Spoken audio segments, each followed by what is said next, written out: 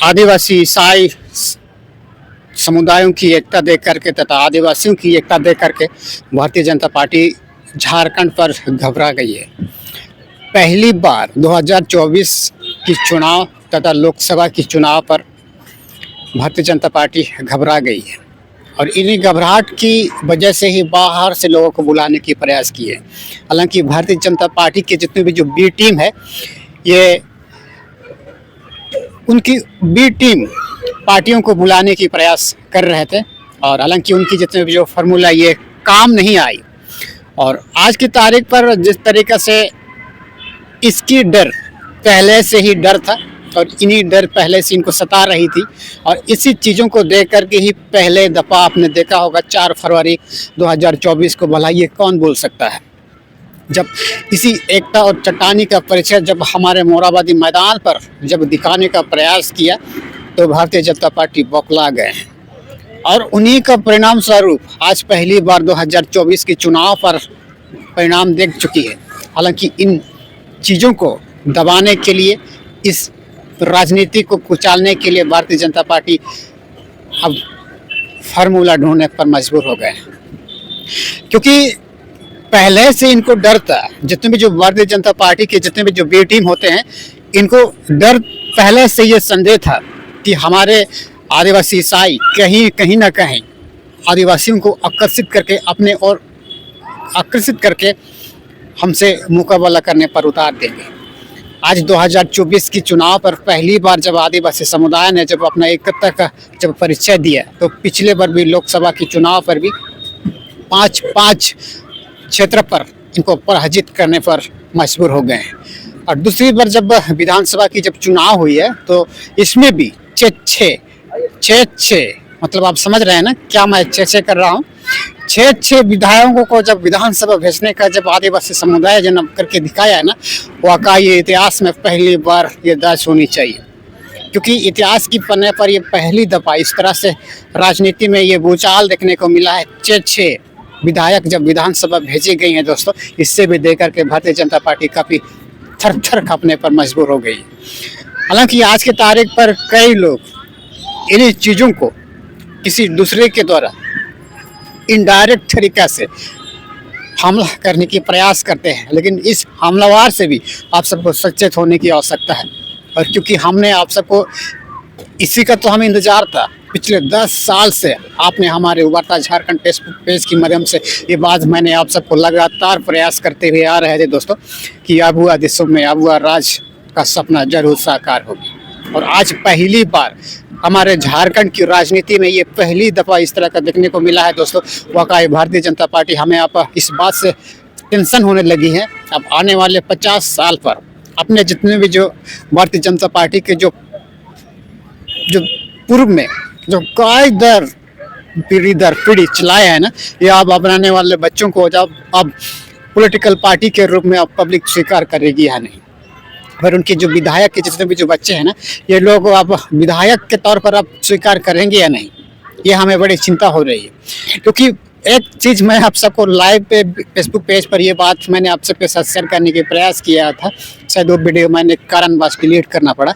उस वीडियोज पर भी मैंने कहा था कि आप हमसे पहले हमको पराजित करना पड़ेगा, लेकिन उस वीडियो इतना चलाई गई, इतना चली लगभग 2-3 मिलियन तक लोगों ने देखा, लाइव चल रही थी उस वक्त पर। और उस वक्त समय से भी जितने भी जो आज की तारीख पर जो भारतीय जनता पार्टी की जो जितने भी जो मुखौटा चेहरा थे उतर चुकी थी। और उस वीडियो में भी मैंने ये बात कहा था, अब भारतीय जनता पार्टी के जिसमें जो आने वाले बच्चे हैं, पता नहीं अब आने वाले समय पर अब झारखंड की पब्लिक अब उनकी विधायक की बेटा मानने पर मजबूर होंगे या फिर नहीं। क्योंकि पहली बार जब हमारे झारखंड के इतिहास पर यह घटना देख करके भारतीय जनता पार्टी वाकई जितने भी जो झारखंड के प्रदेश अध्यक्ष खुद को ये अपने आप पर समझ नहीं पा रहे हैं, खुद को अपने आप पर यकीन नहीं कर पा रहे हैं। और सबसे बड़ी वजह यही थी दोस्तों, जितने भी जो बाहर से लोगों को बुलाने का काम किया था हमारे झारखंड पर लोगों को दिग्भ्रमित करने के लिए। क्योंकि एक वीडियो में मैंने ये भी कहा था कि बाहर के लोग ना हमारे लोगों की, बाहर के लोगों की बात हमारे जो झारखंड के लोग उनकी बात समझ में नहीं आएगी, क्योंकि हमारे झारखंड पर बाहरी भीतरी राजनीति काफ़ी कई दिनों से चल रही है। और इन्हीं चीज़ों से भी मुझे इस बात से डर लग रहा था, क्योंकि हमारे झारखंड के जितने भी जनजाति हैं बाहर से आने वाले चीज़ों को बहुत जल्दी एक्सेप्ट करेंगे। हालांकि हमने आप सबको वार्ता झारखंड के माध्यम से ये भी मैंने आप सबको अवगत कराया था, और अंततः आज जब 2024 के चुनाव का जब परिणाम आया तो वाकई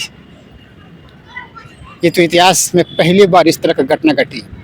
और इन्हीं चीज़ों को देख कर कि उनकी आज की तारीख जो सत्ताधारियों के विपक्ष पर खड़े होकर के रोज नए तरीके से सरकार को अस्थिर करने की प्रयास करते हैं।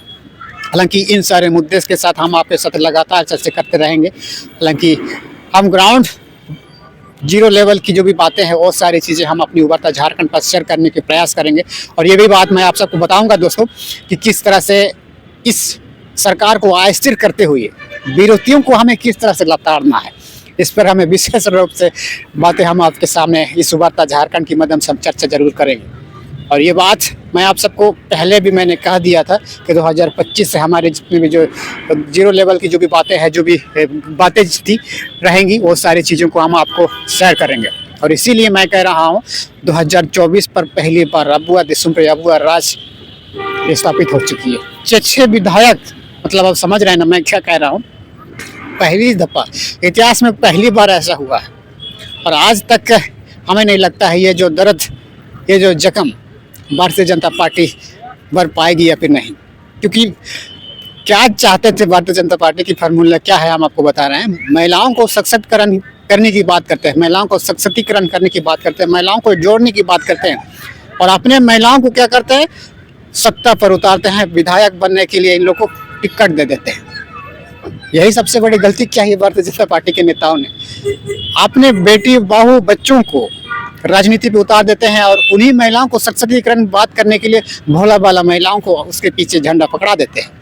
अतः इन सारी चीज़ों को जब इन लोगों ने पहचान लिया, इन चीज़ों ने जब समझा, तो आज चुनाव का परिणाम में तो खुद का ये मुकट्टा तो सामने आ गया, और अंततः आज की तारीख पर खुद को ये पछतावा हो रहा है। 2-3 दिन तक मंथन अभियान चलाया कि भैया हमने 2024 के चुनाव पर हमने किस तरह से हारा, क्यों हारा, कैसे हारा। इन सारे मसले पर कई दिन तक मंथन करना पड़ा, पछतावा करना पड़ा। लेकिन अब पछताए तो क्या, जब चिड़िया छुप गई खेत, अब पछताने से कोई फायदा नहीं है भैया।